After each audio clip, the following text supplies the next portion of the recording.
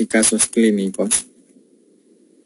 Igual siempre al inicio les menciono que hay autores muy importantes en el área de uroanálisis que han publicado muchos libros, dentro de ellos el doctor Fernando Dalet del país de España, el doctor Luis Palahoro de Argentina, también tiene libros publicados de citología en uroanálisis, y con él vamos a realizar el taller de citología en uroanálisis el 18 y 19 de noviembre en el país de México.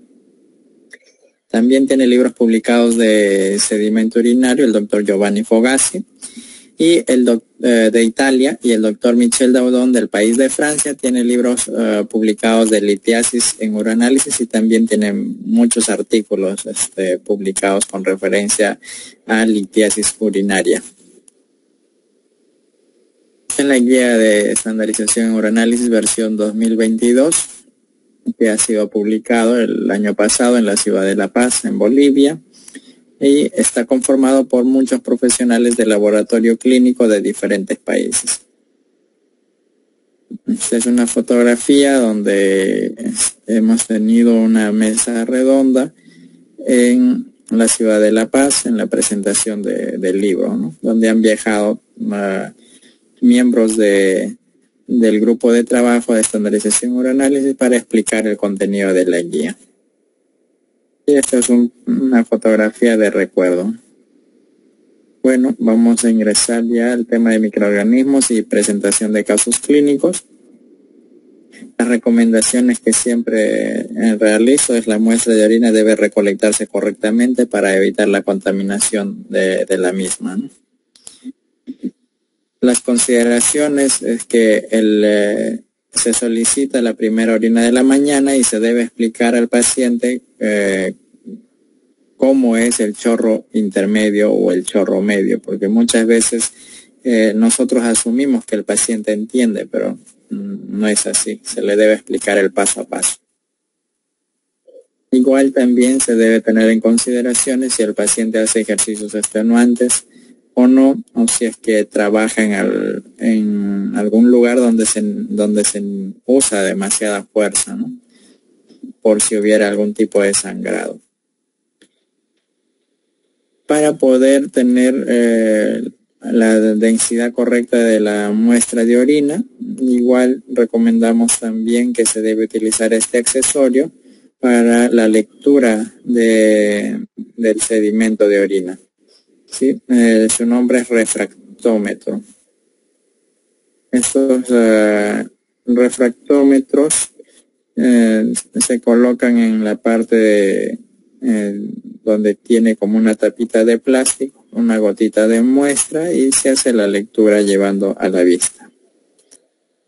Se debe tener cuidado cuando se compra, porque los valores que figuran no siempre son para orina. La mayoría que existe en el mercado son para densidad de agua o otras sustancias. Entonces uno debe ser específico cuando desea comprar este accesorio, que deseo con los valores de densidad de muestra de orina, ¿no? También recomendamos siempre que uno debe tener un buen microscopio que tenga el filtro de campo oscuro, de contraste de fase o luz polarizada, y si no tuviéramos ello, al menos usar algún tipo de tinción. Estamos en la clase 4. En la clase 5 voy a tratar de compartirles un video donde está el paso a paso del procedimiento de diferentes tinciones, como tinción de Gram, tinción de Sternheimer-Malvin, tinción de azul de metileno, que han estado preguntando en las clases anteriores. En la siguiente clase, en la próxima clase, en la clase 5, van a poder ver ustedes un video donde se muestra el paso a paso del procedimiento usando diferentes tinciones. Ahora sí, ingresamos al tema inicial, microorganismos, y al final les hablaré sobre un caso clínico, digamos que hay muy frecuente en los laboratorios de la mayoría. Entonces, los microorganismos no son hallazgos infrecuentes en las muestras de orina. En particular, las bacterias son uno de los elementos más comunes que se ven en microscopía de orina. lo que a menudo indica un proceso infeccioso en el tracto urinario. Sin embargo, no son los únicos microorganismos posibles en estas muestras. Hay otros tipos que se pueden ver y tienen importancia clínica, muy aparte de las bacterias, ¿eh? Las bacterias, en este caso su presencia en el sedimento urinario, sin embargo, no indica necesariamente una infección y puede deberse a la contaminación de la muestra. Por otro lado, la ausencia de las bacterias en el sedimento tampoco no descarta la presencia de una infección. Así, la prueba considerada el estándar de oro para detectar bacterias en orina es el cultivo. ¿Sí? Siempre se tiene que derivar a un cultivo si se observan una relación que ha salido en las tiras bioquímicas, nitritos positivos, y así estén nitritos negativos, pero vemos bacterias abundantes y hemos solicitado una nueva muestra al paciente y siguen habiendo bacterias después que le hemos explicado que traiga el chorro medio, le hemos explicado bien al paciente y sigue habiendo bacterias, obligado cultivo. Si es que hubiera leucocitos y bacterias, obligado el cultivo, ¿no? Si hubiera nitritos positivos, obligado a esa muestra, debería de pasar a cultivo o se debe recomendar al paciente que es necesario que se haga el urocultivo. Y en el caso, si hubieran hongos o levaduras o blastoconidios, ¿no? Se recomendaría en este caso igual a un cultivo para hongos, ¿no? Esta es la prueba que dirá con precisión si hay o no bacterias en la muestra que se está evaluando. En el área de microbiología donde realizan los cultivos le hacen una tinción gram obligado, entonces ellos van a poder saber si es que esas bacterias son gram negativas o gram positivas. Pero igual si alguno de ustedes desea realizar ese procedimiento, sería mucho mejor y pueden poner en los comentarios, ¿no? Va a depender de la cantidad de muestras que tengan y también de la cantidad de profesionales que elaboran el área, ¿no?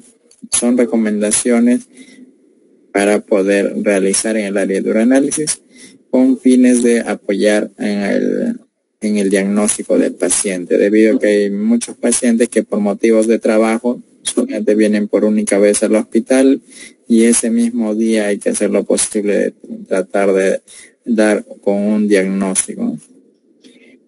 En la fotografía se puede observar las bacterias en diferentes tipos de iluminación.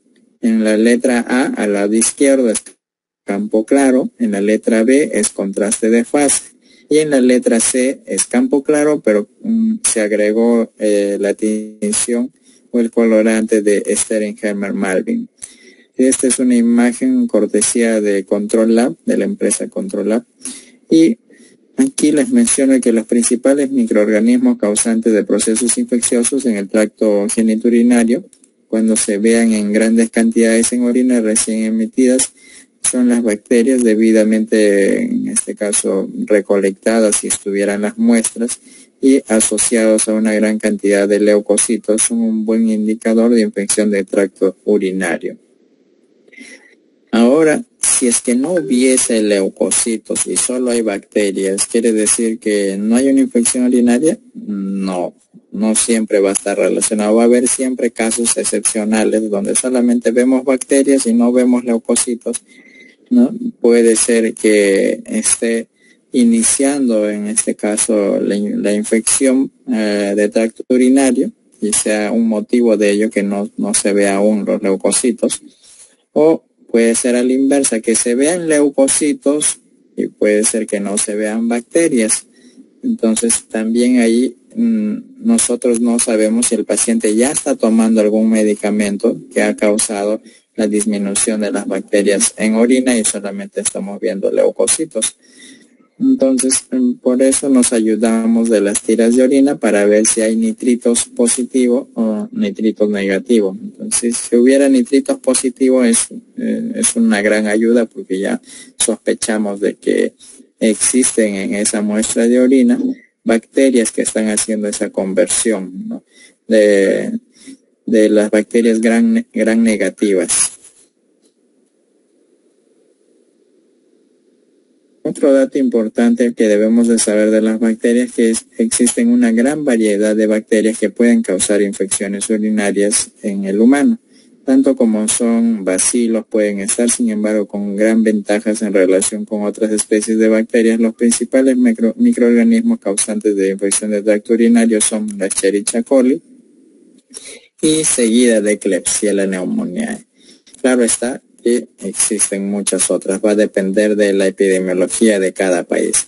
Los cilindros que contienen bacterias son raros, pero si ustedes logran encontrar, indica la presencia de microorganismos a nivel renal. Ojo, si encontramos cilindros con bacterias en su interior, son de gran interés clínico. O sea, el médico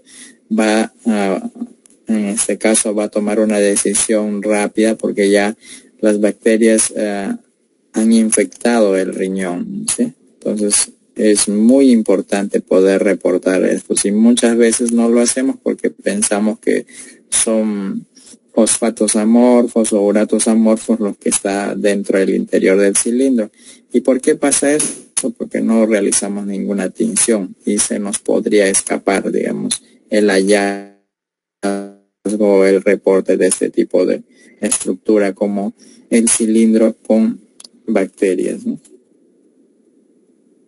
Ahora tal vez ustedes han estado leyendo o en las redes sociales mucho el reporte de este tipo de bacterias alargadas que nos pueden hacer confundir con, si es que no dominamos, o sea, nos puede hacer confundir con espermatozoide o con hifas o con alguna otra estructura. Incluso en los equipos automatizados estas estructuras son reportadas como glóbulos rojos, aunque ustedes no lo crean. Y si ustedes ven, tiene una formación alargada, ¿no? Ahí en la fotografía A, B y C se muestra con diferentes filtros de microscopio. El A es con luz óptica normal, el B es con contraste de fase y la C es con luz óptica, pero se añadió la tinción Steringheimer-Malvin. En este caso, en la letra C se puede notar de una mejor manera la estructura. Si se ve el detalle, tiene como microfragmentos, ¿no? Pero lo cual no se ve en la fotografía A y B. Entonces solo con la tinción me puede ayudar a identificar de manera rápida esta estructura. Y esta bacteria alargada se reporta como esferoplastos o también como bacterias con forma L.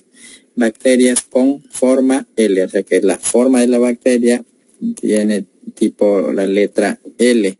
Entonces se puede reportar con ese nombre, bacterias con forma L, de la letra L de Lima, o esferoplastos. Con cualquiera de los dos nombres pueden reportar. Estas bacterias son bacilos gram negativos con formación filamentosa o formando esferoplastos. Se puede observar en el sedimento urinario. Estos cambios morfológicos se promueven al exponer estos microorganismos a concentraciones subinhibitorias de los antibióticos beta-lactámicos. El significado real aún se desconoce, sin embargo es importante conocer su morfología para no clasificarlo erróneamente con otras estructuras como hifas, pseudohifas o incluso con espermatozoides.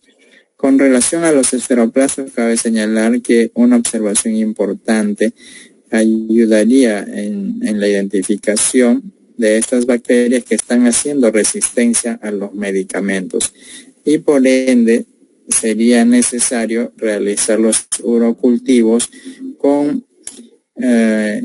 algunos medios especiales, por ejemplo, con los cromagares. Los cromagares en el área de microbiología pueden ayudar a poder tener un crecimiento de estas bacterias, ¿no?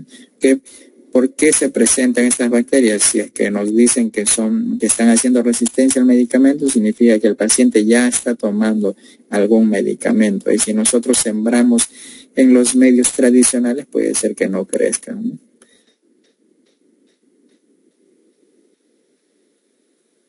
Dentro de microorganismos, aparte de las bacterias, también están las levaduras o hongos, ¿no?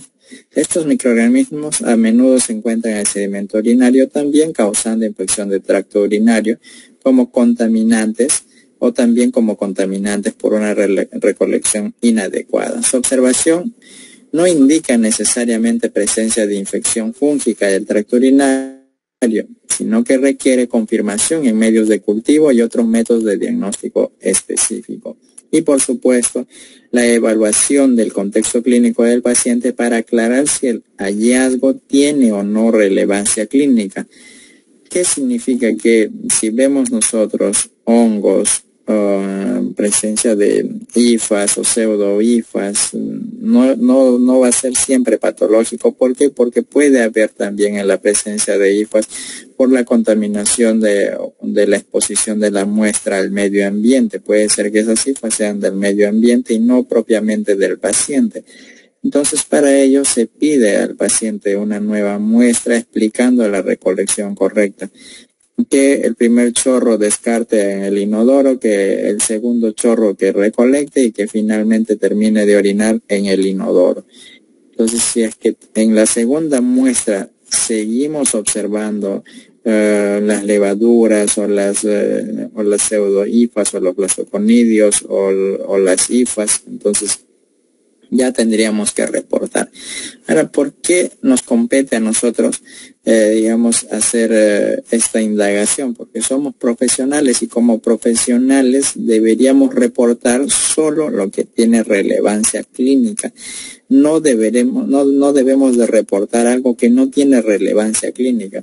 En la primera clase hemos hablado de cristales y, por ejemplo, muchos laboratorios veo que reportan cristales de almidón, cristales de talco. O sea, si el médico ve en el reporte final de tu laboratorio cristales de talco, cristales de almidón, ¿cuál es el diagnóstico? O sea, que el médico ¿qué tratamiento necesita ese paciente? Porque has encontrado cristales de talco, cristales de almidón.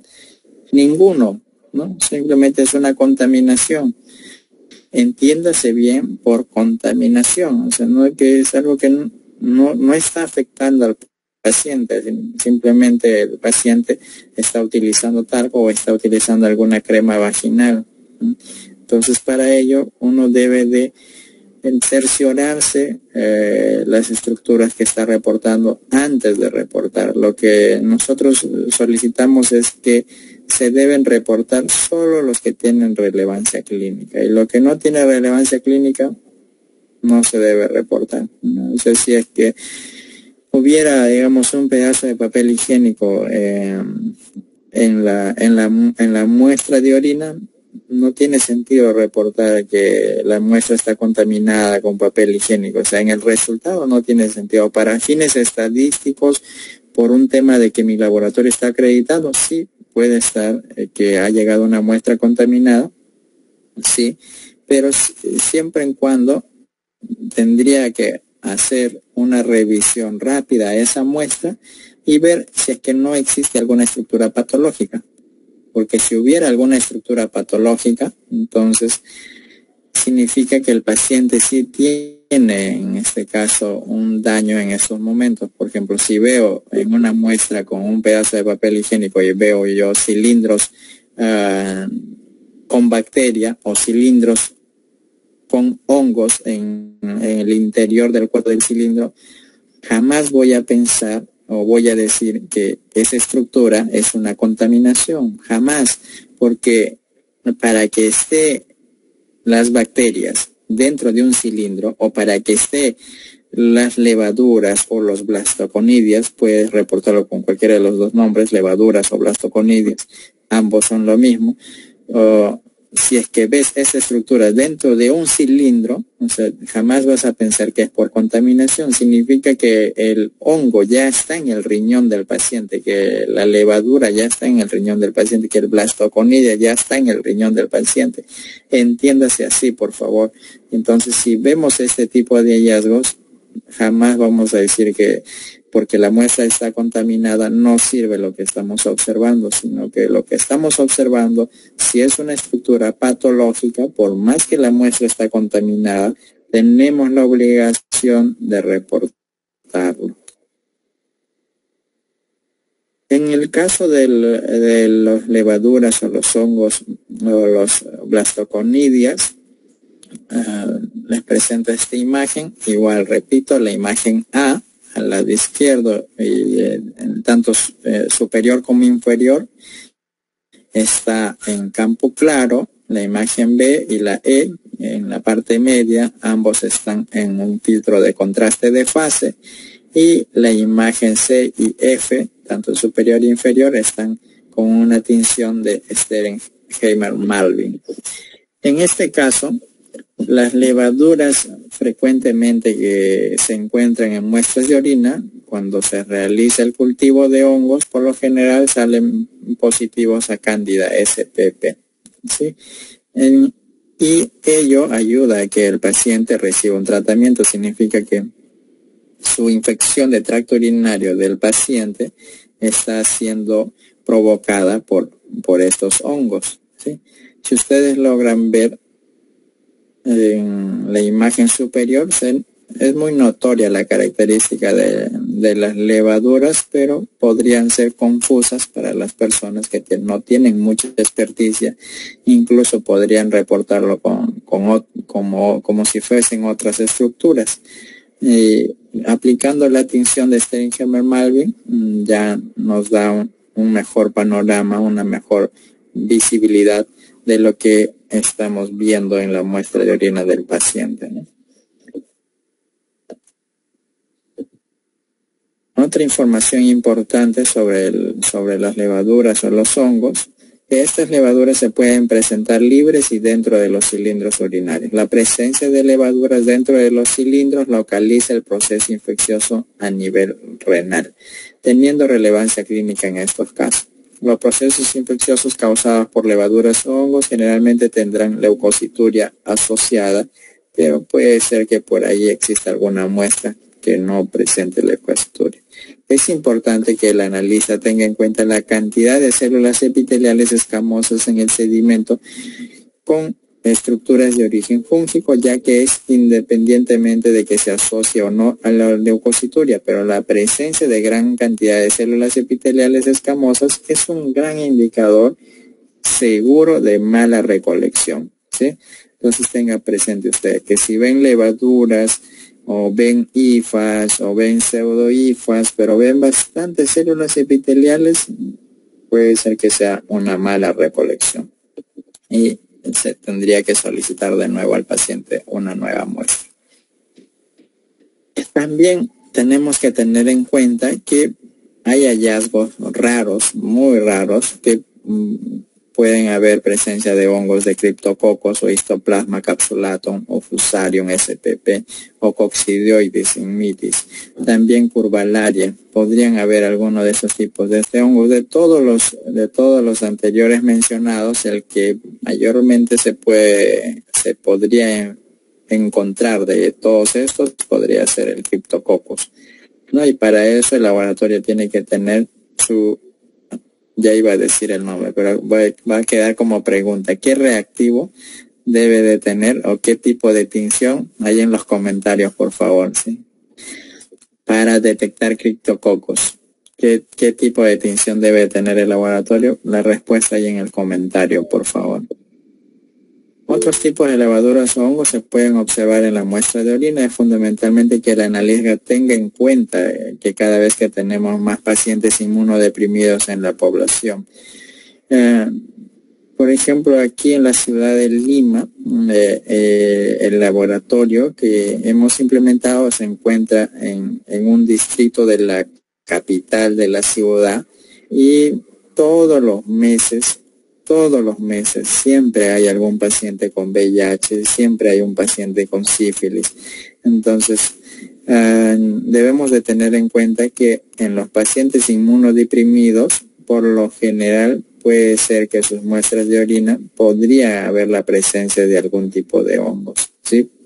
¿Por qué? Porque sus defensas están tan bajas, a diferencia de los pacientes sanos que tienen una buena defensa y por lo general no llega a ser infección, pero en los pacientes inmunodeprimidos sí, cualquier microorganismo puede afectarlo y puede ser letal para el paciente, ¿no?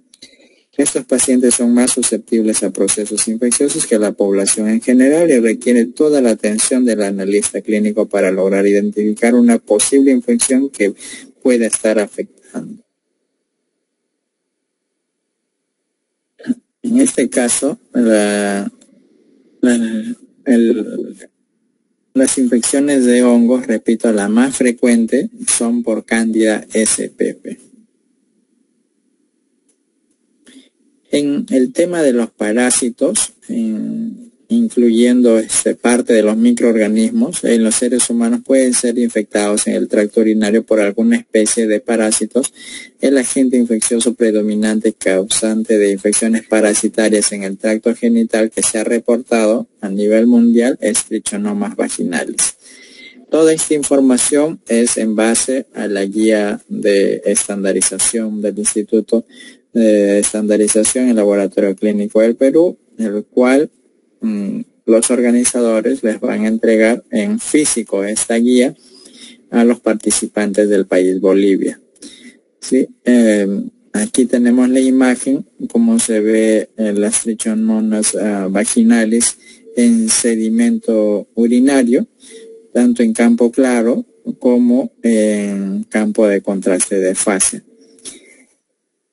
En la parte de Trichomonas, quiero aclararles un dato importante, en que si no son las estructuras tan grandes como se ven aquí en la fotografía,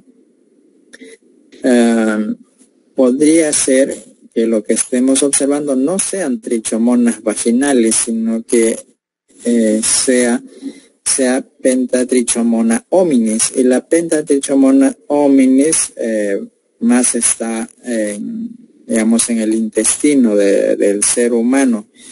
Ahora, anteriormente se reportaba bastante las Pentatrichomonas hominis con el nombre de Trichomonas hominis, ¿sí? En la actualidad se reporta como Pentatrichomonas hominis, pero en el caso, si observamos en una muestra de orina, lo reportaríamos si el paciente es inmunodeprimido, ¿sí? Porque los estudios han demostrado que es un fomite, así que no es un parásito como tal que afecta al ser humano. Entonces, si no es un paciente inmunodeprimido, las Pentatrichomonas hominis no son necesarios reportar en muestras de orina. Las Trichomonas vaginalis sí es obligado reportar. Ahora, ¿cuál es el problema que hay en el caso del reporte de Trichomonas vaginalis? El gran problema es que hasta hace pocos años todos creíamos que las Trichomonas vaginalis solo se transmitía por actividad sexual. Y hay artículos que mencionan que también se han encontrado en pacientes que no han tenido actividad sexual y que ha sido digamos, considerado como un fomite que ha sido adquirido por otra vía sin que el paciente ha tenido actividad sexual. Entre los pacientes varones y mujeres, el que predomina su presencia es en las mujeres. Ahora, ¿qué significa si es que vemos Trichomonas vaginales en paciente en paciente varón? ¿Con qué nombre lo reporto? Con el mismo nombre. Por más que digan, no, sí, pero no está saliendo de la vagina, está saliendo en este caso del pene del varón, se reporta con el mismo nombre, Trichomonas vaginales, ese es su nombre original, ¿sí? Entonces se reporta con el mismo nombre si el paciente es varón o si el paciente es mujer. Claro que su predominación es en pacientes mujeres. ¿Por qué? Porque los varones por lo general son asintomáticos, así que solamente son portadores, pero también puede ser que exista algún varón que esté siendo digamos, infectado, ¿no?, en el aparato genitourinario. Entonces, esos puntos, por favor, deseo que recuerden lo que les acabo de mencionar. Y otro punto, para que todos los participantes que están aquí, que se han esforzado, también les quiero aclarar que hasta hace pocos años anteriores se pensaba que Trichomonas vaginalis solamente se veía como trofozoito, más no, que no tenía la forma de quiste.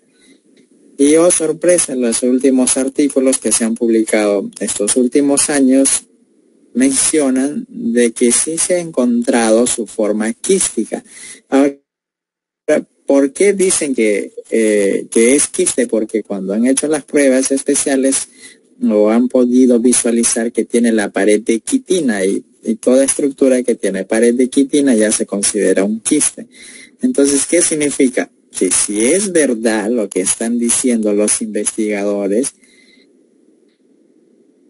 seguro que muchísimas muestras se nos ha pasado y no hemos podido reportarlas, ¿sí? Porque en nuestro cerebro está que el trichomonas tiene su movimiento típico y sus flagelos, y por eso lo podemos identificar, y que son grandes, ¿no? Por eso lo podemos identificar. Pero si es que ya se llega a corroborar, ya están los artículos que dicen, no es algo que está en duda. O sea, los artículos dicen que Trichomonas vaginalis sí se puede presentar en su forma quística. Es una revolución. O sea, en el campo del laboratorio clínico esto es, digamos, lo último que tal vez ustedes estén enterando, pero eso ayuda a las investigaciones, y por eso siempre decimos nosotros lo que estamos diciendo hoy día. Esto es así, tal vez mañana no sea así, tal vez se demuestre otro. Las investigaciones ayudan a eso, a que se pueda ir, digamos, demostrando conforme van pasando los años, ¿no? Y eso ayuda a que podamos reportar de una mejor manera, y que si es que podamos hallar nosotros en el laboratorio trichomonas que no tengan flagelos y solamente en forma quísticas, estoy seguro que va a ser muy difícil, por más que expertos que sean, que tengan mucha experiencia en uroanálisis, porque es aprender de nuevo. O sea, jamás en nuestro cerebro, en nuestra mente ha estado esta característica, y por eso se nos puede haber pasado. Y tal vez, como hemos visto solamente una forma redonda, tal vez hemos dicho, serán leucocitos, o serán macrófagos, ¿no? Entonces puede ser que se nos haya pasado, ¿no? Entonces, por eso, la clase número 5, junto con el comité organizador, hemos visto la necesidad de hablar de las tinciones y de otros filtros que tienen los microscopios, ¿sí? Para que ustedes puedan ver la importancia y no se pierdan la clase número 5. Hay otro parásito también que se ha reportado en Latinoamérica, aunque ustedes no lo crean, es el Schistosoma haematurium. En este caso, este parásito por lo general geográficamente, epidemiológicamente, se han reportado mayor cantidad en Medio Oriente, pero ya existen reportes, no de ahora, sino de años atrás, que se ha reportado también su presencia de este parásito en Latinoamérica. Entonces, por ello debemos también tener en consideración nosotros, cuando vemos algún movimiento en las muestras de orina, y no a todo lo que se mueve decir que son parásitos de agua, ¿sí? Si en caso no logramos identificar de buena manera, pueden enviar sus fotografías a los grupos de uroanálisis que existen. En este caso, nosotros como Instituto de Estandarización Laboratorio Clínico del Perú tenemos un grupo de uroanálisis en la aplicación Telegram.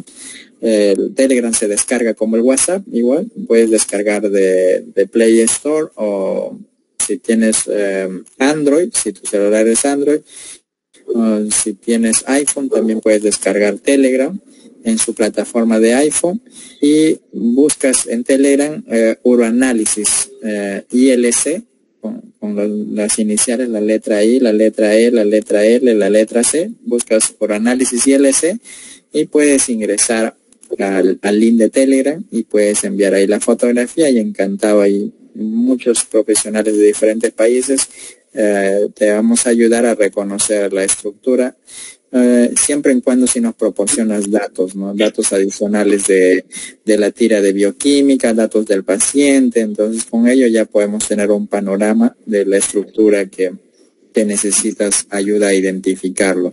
Igual, si ustedes han estado viendo las diapositivas, en la parte inferior de cada diapositiva está ahí mi número de WhatsApp. Me pueden escribir allí y encantado les puedo pasar el link de Telegram también por el WhatsApp, ¿no? Les voy a mostrar aquí, voy a reproducir este pequeño video.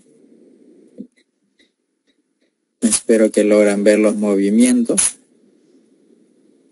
En este caso, en la parte interna de la estructura del parásito, de este parásito llamado Schistosoma haematerium.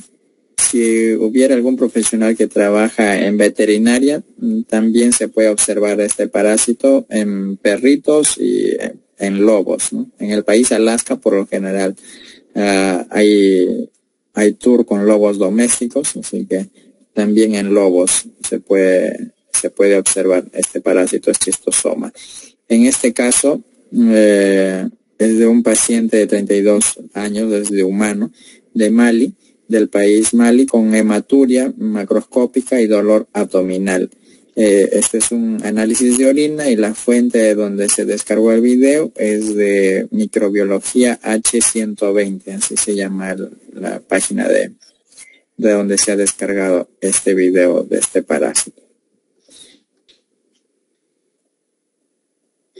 También hay otro parásito que puede haber en las muestras de orina. A diferencia del anterior, este parásito llamado Balantidium coli, les voy a reproducir el video. Este de aquí lo descargué.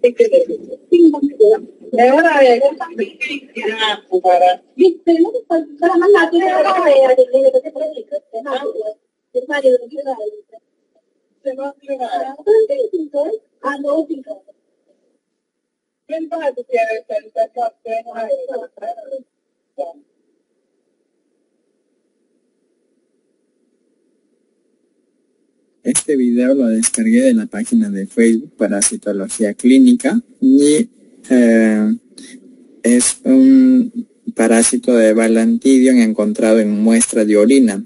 A diferencia del anterior, en este caso Balantidium no se ha reportado como un parásito que infecte la estructura genitourinaria, sino que está como un contaminante, pero un contaminante en la muestra de orina, más no significa que no tiene relevancia clínica. Sí tiene relevancia clínica y por eso se debe reportar, porque el paciente puede ser que, si es mujer, por la limpieza, en este caso haya arrastrado el parásito y por eso se ha observado en la muestra de orina. Entonces, ¿qué significa? Si ustedes dicen, es un contaminante, no lo reporto, pues no le van a dar tratamiento al pacientito. Y imagínense que el pacientito está con una infección intestinal de Balantidium coli. Entonces, si es que ya ustedes lo han observado, lo reporten en observaciones también su presencia, ¿no? Y aclaran que es necesario solicitar muestras de heces también, ¿no? Si es que desean realizar más estudios, pero igual ya puede iniciar el médico el tratamiento al paciente. Es contaminante para la muestra, pero más no para el reporte. El reporte de cualquier parásito que sea patológico, estamos en la obligación de escribirlo en el resultado. Este sí es un parásito que puede salir por las vías urinarias, en este caso de los pacientes. El video que he descargado pertenece al grupo de Facebook Parasitología Veterinaria de Utah del señor Julio C. Fierro. Entonces les voy a hacer una reproducción de este video y ustedes van a poder ver aquí la estructura larvaria Conforme se mueve el micrométrico, se observa su movimiento. Voy a reproducir de nuevo. No sé si logran verlo por aquí, por este lado izquierdo.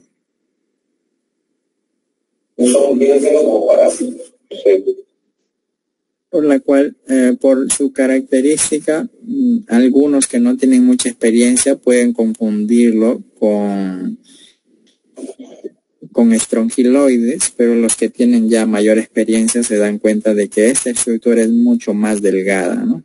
E igual, si es que encuentran en pacientes humanos, se le pide al pacientito que se le va a pinchar el dedo y se le pone una gotita en la lámina y se pone el cubreobjeto y así el fresco se lleva al microscopio y si vemos un movimiento tipo remolinos circulares, con seguridad que es microfilaria.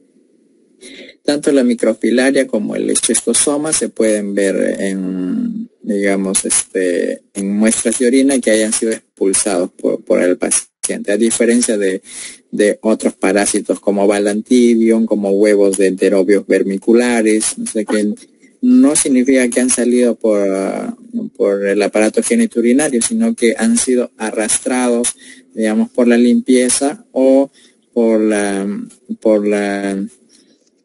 mala higiene del pacientito. Debe estar tan contaminado que ya han llegado hasta la parte urinaria. Más no significa que salen por ahí, sino que la infección es intestinal. Si vemos huevos de enterobios vermiculares o la misma larva también, tenemos que reportarlo y no simplemente decir que es contaminación. Espero dejarme entender, por favor.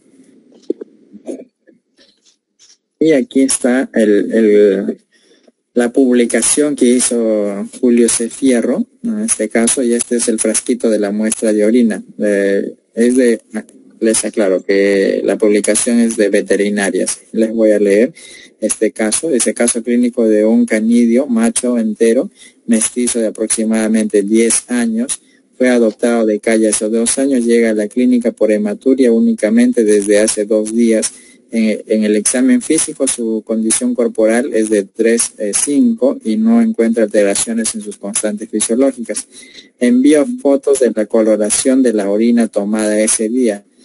Miren la descripción tan detallada que hace este señor. Si es que así nos enviarían al grupo de Telegram seríamos muy felices, ¿no? Porque ya tenemos un mejor panorama del paciente, de la edad, del sexo y si tiene alguna patología. Entonces ya nos da mayor información y eso ayuda a poder identificar las estructuras, ¿no? Dice aproximadamente 1 hora la cual la mantuvieron protegida de la luz. Y mira, lo importante, les dije que esto es de veterinaria, y mira, ellos vieron el color de la muestra y lo protegieron de la luz. Pregunta, ¿por qué lo protegieron de la luz? Respondan por favor en los comentarios. ¿Por qué protegieron de la luz esta muestra? Respondan en los comentarios, por favor. Y en refrigeración, antes de llevar a la clínica, ¿no? Así como un video del hallazgo, el video que les mostré anteriormente, ¿no? Del hallazgo del sedimento de orina, su densidad urinaria refractómetro fue de 1015. Mira, esta es una veterinaria y para decir la densidad usó refractómetro, o sea, mucho mejor que muchos laboratorios que procesamos muestras de orina que solamente confiamos en la densidad de la tira de orina. Mira, esta es una veterinaria y ya usa refractómetro, ¿no? Qué interesante, ¿eh? Por la cuestión económica del cliente en ese momento no fue posible realizar otros estudios como biometría hemática, como química sanguínea y serología de hemoparásitos y hemobacterias. Y él aclara, aquí Julio C. Fierro aclara, dice, yo sospeché de microfilaria. ¿Ustedes qué opinan? Saludos. Una publicación muy, muy completa, muy interesante, con muchísimos datos, no solamente del paciente, sino también del accesorio que él usó para medir la densidad. Entonces, cuando uno ve el video, ve esta estructura delgada, tipo larva, entonces uno sospecha también de microfilaria. Claro que existen más de 10 tipos de microfilaria y tampoco solamente viendo a simple vista no podemos saber qué tipo de microfilaria es. Entonces se puede reportar como microfilaria SPP. porque no podemos saber el tipo de especie. Para poder saber el tipo de especie, ¿qué se hace? Lo que se hace en las muestras de heces por lo general es medir todo el cuerpo, medir el ancho, el largo y ver la parte sexual del parásito, ¿no? Que ya en el área de microbiología deben tener mayor conocimiento de ello, ¿no? Entonces ya con ello pueden decir más o menos qué especie podría ser. Y también existen, claro, pruebas moleculares que ayudan a poder identificar también de mejor manera la especie de un parásito. Ahora pasamos dentro del tema de microorganismos a los virus, ¿sí? Las infecciones virales del tracto urinario tienen un gran impacto en la población del paciente, sobre todo en inmunodeprimidos o inmunosuprimidos, especialmente cuando se trata de receptores de trasplante de órganos, siendo los trasplantes de riñón los más relacionados con cambios identificados en el análisis de orina. Se pueden destacar dos tipos de virus: citomegalovirus con sus iniciales CMV y poliomavirus con sus iniciales BK o BKV. Debido a la alta tasa de personas que tienen estos virus en el organismo de forma latente, que es una prevalencia en torno al 80%, en situación de inmunosupresión fuerte, como los regímenes usados por los trasplantes de órganos, corre el riesgo de reactivación y su consecuente replicación viral. La alta tasa de multiplicación de estos virus promueve cambios morfológicos en las células renales, ojo ahí en esta información, especialmente en el sistema tubular renal, que puede provocar en el peor de los casos la pérdida del injerto, o sea, del trasplante del órgano, ¿sí? Del trasplante del riñón.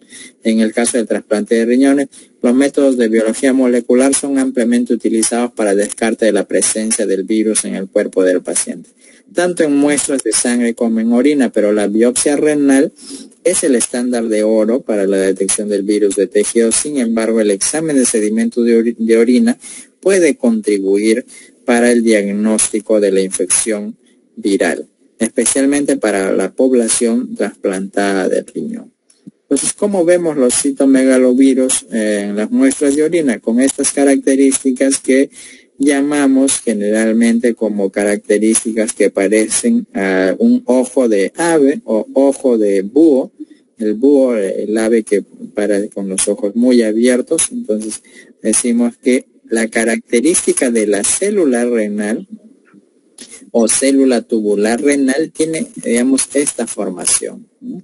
Entonces, para ello es necesario utilizar tinciones. Por ejemplo, esta de aquí, si está con la tinción de Papa Nicolau, ¿no? Y se puede notar, digamos, y por eso se le llama citología urinaria, ¿no? Porque es una tinción que se utiliza en el área de citología, la tinción de Papa Nicolau.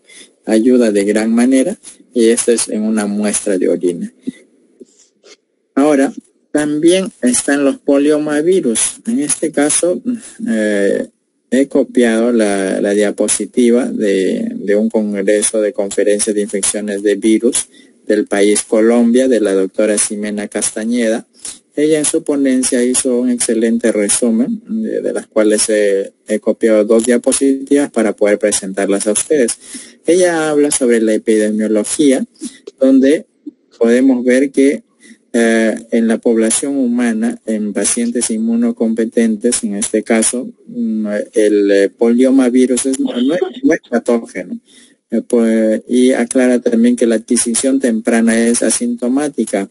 En los humanos menores de 2 años, la prevalencia ya es del más del 50% de positivos a poliomavirus. Pero claro, no es patógena mientras uno no esté con las defensas bajas, y mayores a 10 años ya el 90% sale positivo a poliomavirus. La transmisión es desconocida, el compromiso es siempre de las vías aéreas. La cero prevalencia en adultos es del 90%, ¿sí? La distribución mundial en este caso es de 20 a 30% en inmunocompetentes y en inmunocomprimidos del 60%. En su presentación, la doctora Ximena Castañeda del país Colombia puso esta imagen, que esta imagen es de una célula renal con la característica de, en este caso, que se le llama célula decoy, ¿no?, de una célula renal en pacientes con poliomavirus, ¿sí? El anterior que les había hablado era de citomegalovirus. En este caso, las células decoy están presentes en poliomavirus, y las células decoy lo podemos ver en muestras de orina, ¿no? El hallazgo de estas células dentro de los cilindros urinarios indica con gran eficacia o certeza que el proceso patológico que está ocurriendo a nivel renal, ¿no? Pueden encontrar ustedes cilindros con el interior de estas células, ¿no? Aquí está la imagen agrandada de una célula decoy, que también se le conoce como que la célula tiene una forma de cometa o en cometa, ¿no?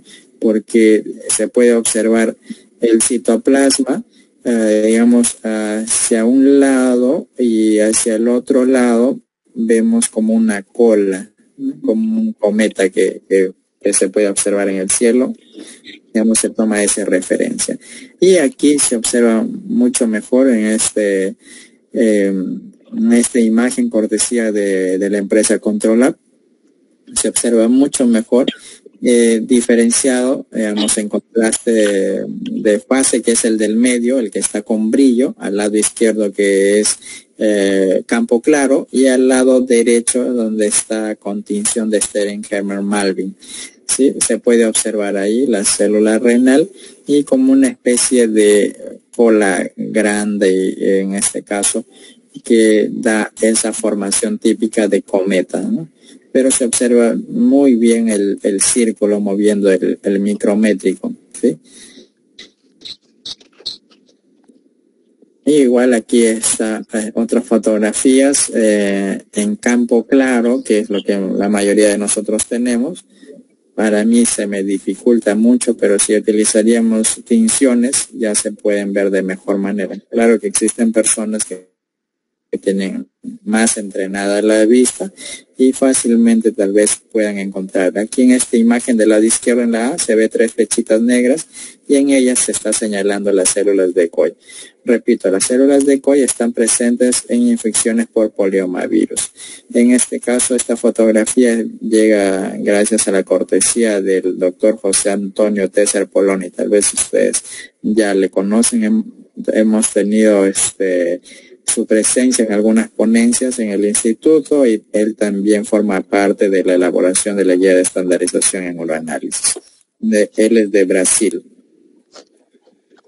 Y aquí les voy a mencionar un caso clínico con una estructura que se encuentra en todo laboratorio clínico. Si no les he puesto un caso clínico que es muy raro, sino es algo que es muy frecuente, pero para que ustedes puedan ver la importancia. En el Instituto de Estandarización del Laboratorio Clínico del Perú tenemos un programa de evaluación externa de la calidad en uroanálisis. Hemos iniciado en enero de este año y va a finalizar en diciembre.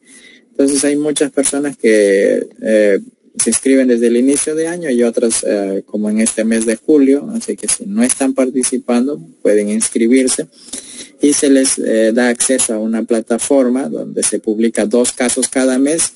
Y hay una reunión por Zoom, por la plataforma Zoom también, con el experto, donde hay una retroalimentación del caso, donde vemos las estadísticas de las respuestas y qué se debería hacer para poder mejorar en la identificación de la estructura. En este caso, por ejemplo, aquí van los datos del participante. Y aquí se presenta el caso clínico, ¿no? Mujer embarazada de 28 años acude al laboratorio como parte de un chequeo general. No refiere síntomas y hasta el momento el embarazo no ha tenido complicaciones. Refiere consumir calcio y hierro como suplementos. Dentro de los estudios de laboratorio solicitados se encuentra la biometría hemática, una química sanguínea de 6 elementos y un examen general de uroanálisis. Se realizó el examen químico en la tira de orina y se mostró los siguientes resultados: pH 5, densidad 1030. Todos los demás parámetros negativos. En el sedimento urinario se encontró la estructura mostrada en la microfotografía. En la parte inferior izquierda, a ver, respondan por favor, ¿qué estructura es? En la parte inferior izquierda respondan en los mensajes, por favor. ¿qué estructura sería? En el tema 1 ya hemos visto cristales, en el tema 2 hemos visto cilindros, en el tema 3 hemos visto células epiteliales y células sanguíneas, y hoy día hemos visto microorganismos. A ver qué estructura es, por favor reporten en el chat de comentarios. Para ustedes, ¿qué estructura es la que está señalando con flechita negra en la fotografía del lado izquierdo? ¿Qué estructura es?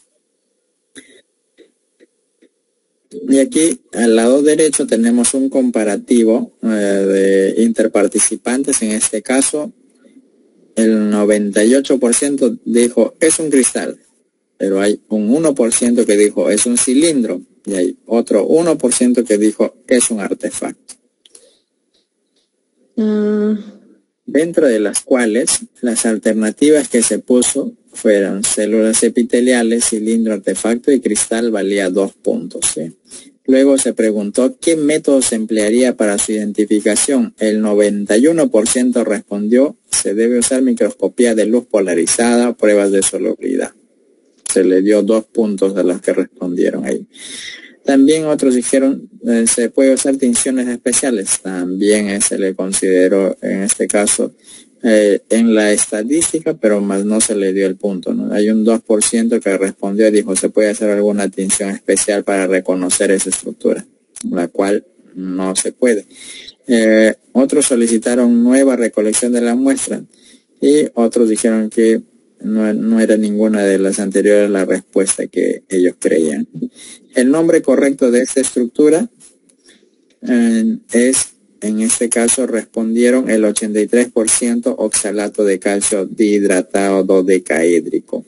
Ya, todos ellos les dio 2 puntos, ¿no? Y hay otros que dijeron no es un oxalato de calcio nada más. Otros dijeron que era un PAN, un fosfato armónico magnésico, y otros dijeron es carbonato de calcio. Y aquí está la interpretación final de estos participantes, donde el puntaje máximo es de 10 y el puntaje obtenido mínimo aceptable es de 8. De las cuales hubo, digamos, 40 participantes que obtuvieron una calificación de 9 a 10. Los comentarios del experto es el oxalato de calcio se presenta en un rango de pH de 4.8 a 7.5. Se diferencian 2 especies cristalinas. El oxalato de calcio dihidratado es incoloro y puede presentar morfología octaedro, estrellas y dodecaedros, mientras que el oxalato de calcio monohidratado presenta de forma de reloj de arena, ovoides, o en este caso el oxalato de calcio dihidratado cuando se encuentra en escasa cantidad frecuentemente no se relaciona a ninguna patología, pero si son abundantes se presenta a la fase dodecaédrica, la imagen que se mostró. Son marcadores de ¿qué? De hipercalciuria, que pueden ser alimenticia como vitamina C, vegetales, etc. o patológicas. Y ese es el informe final. Muchas gracias por el tiempo que han estado aquí acompañándonos. Si tuvieran alguna pregunta, encantado por favor de poder responder.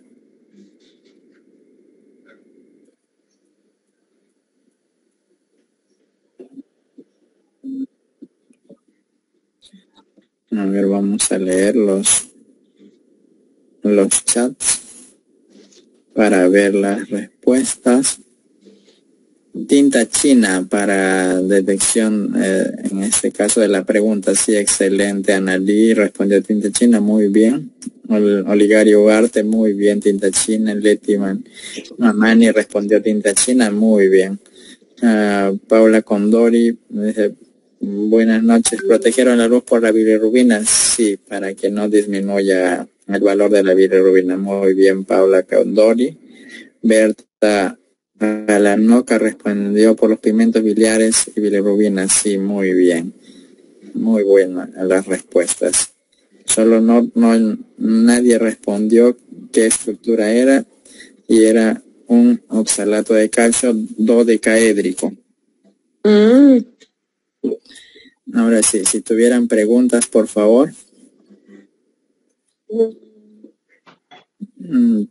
Paula Condori, que está con el micro abierto, a ver si tiene una pregunta. No, doctor, perdón. Me disculpo. No se preocupe. ¿Alguien que tenga, por favor, alguna pregunta?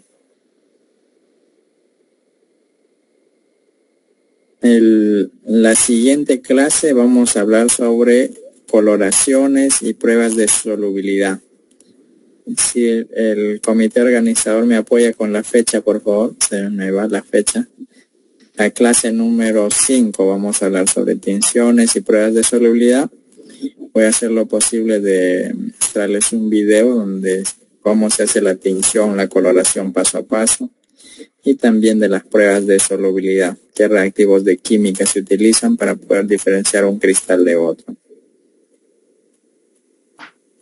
Bien. La fecha para la próxima clase, mi estimado docente, es el 19 y 20 de julio. Gracias. El 19 vamos a hablar sobre tinciones, miércoles 19 de la siguiente semana y jueves 20. El jueves 20 vamos a hablar en la clase número 6, el jueves 20 vamos a hablar cómo se debe reportar en la actualidad. Vemos todas las estructuras que se ven en uroanálisis, ¿sí? Cómo se deben reportar ya en el informe final, ¿no?